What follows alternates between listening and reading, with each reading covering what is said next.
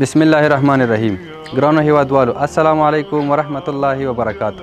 نن د روژې 19مه په 5مه ناحیه کې یو چې 25 هغو اړمنو کورنیو ته چې د کاناډا د خورګانو ورونو په مالي ملاتړ باندې دوی سره کومک شوی و، هغه مو دوی ته په 5مه ناحیه کې وسپاره.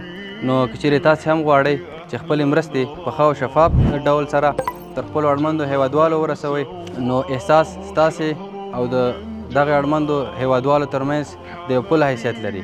انشاءالله چې ستاسې مرستې به په پوره امانتدارۍ او شفاف ډول تر دغې خلکو